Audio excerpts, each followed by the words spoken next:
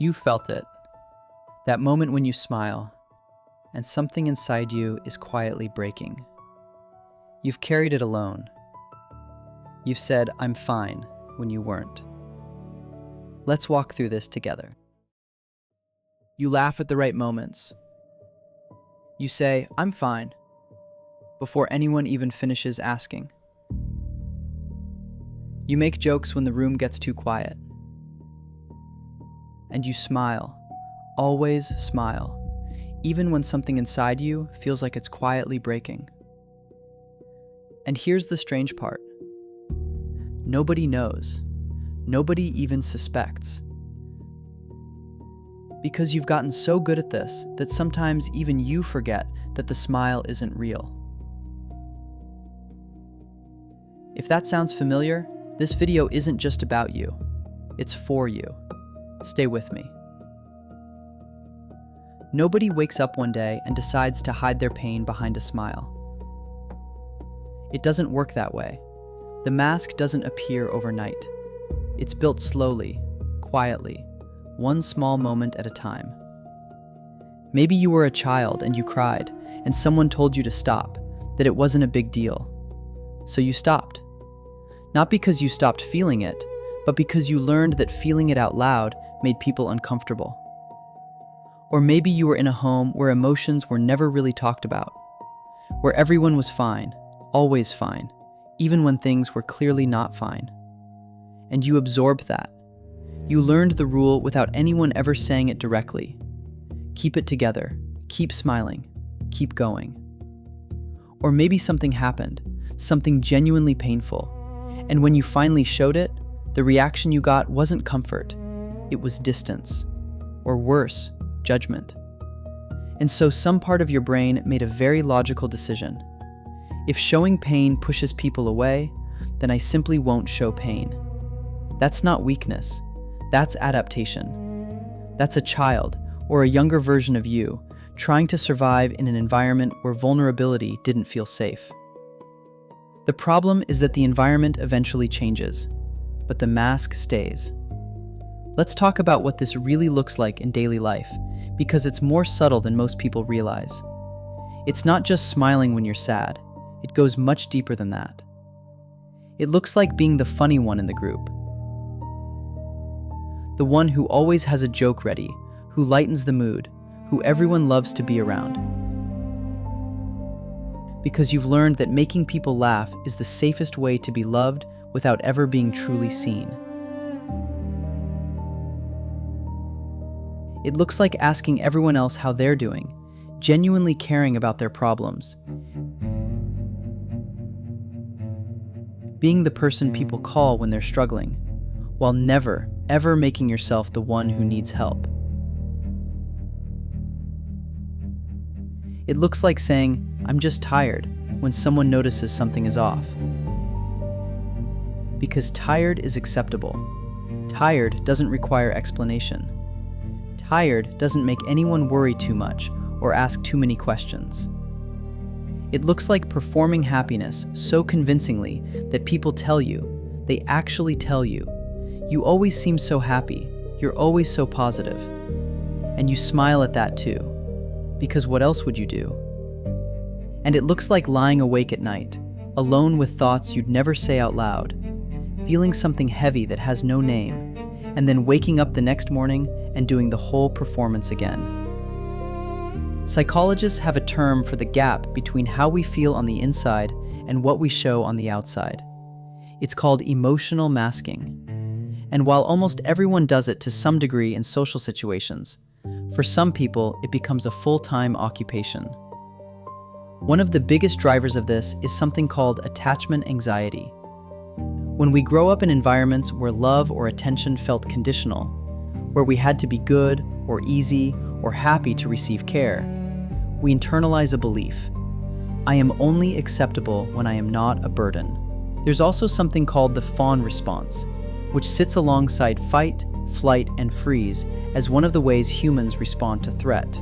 Fawning means making yourself agreeable, pleasant, easy, keeping others comfortable as a way to stay safe. And a smile is one of the most powerful fawning tools there is. It says, "I'm okay. Don't worry about me.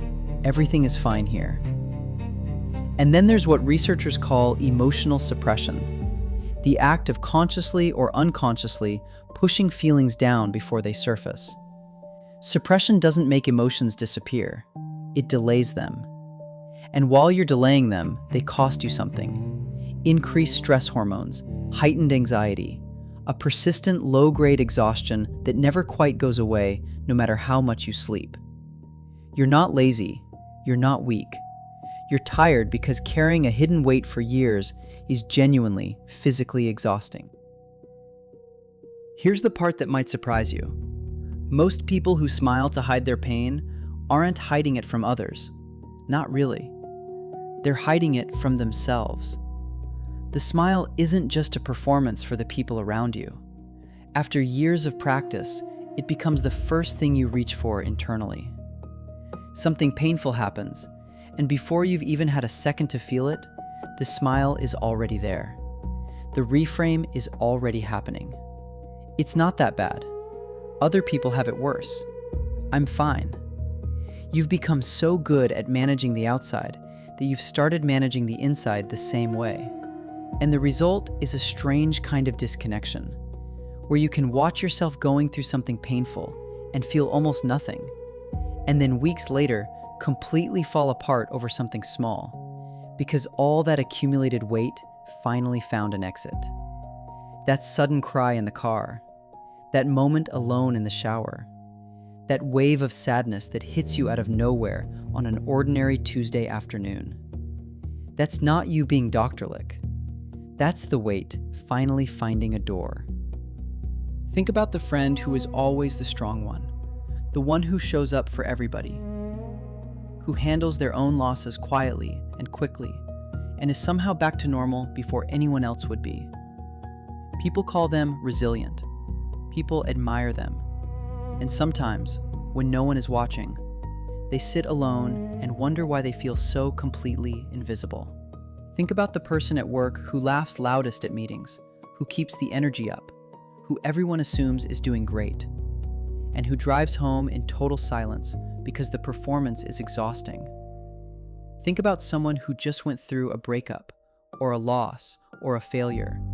And when people ask, they say, "I'm okay. Honestly, I'm handling it fine." And they mean it when they say it, because they've already folded the pain up neatly and put it somewhere they don't have to look at it. These people aren't pretending to be strong. In many ways, they are strong. But strength that never gets to rest eventually breaks, quietly, from the inside, in ways that are very hard to explain to anyone else. So what do you actually do with this? You can start by being honest with yourself first, before anyone else. You don't have to tell anyone anything. But when something hurts, try, even just for a moment, to let yourself know that it hurts. Don't reach for the reframe immediately. Don't rush to, at least. Just sit with it for 60 seconds and let it be real. That's it. That's the beginning. Because the real problem isn't that you smile. There's nothing wrong with finding lightness, with having a good sense of humor, with being someone who lifts the room. The problem is when the smile becomes the only option. When there's no version of you that's allowed to be tired, or sad, or struggling. You deserve to have more than one option. You deserve to be seen, not just as the person who holds it together, but as the full, complicated, sometimes struggling human being that you actually are. If you've watched this far, I think you recognize something in yourself today. And I want to leave you with this. The fact that you built this protection, the fact that you learned to smile through hard things, that tells me something about you. It tells me you're someone who kept going when going was hard, who found ways to stay present when falling apart would have been easier. That's not nothing. That's actually something worth honoring. But you've been carrying this long enough. And at some point, the most courageous thing you can do isn't to keep smiling. It's to let one person, even just one, see behind it.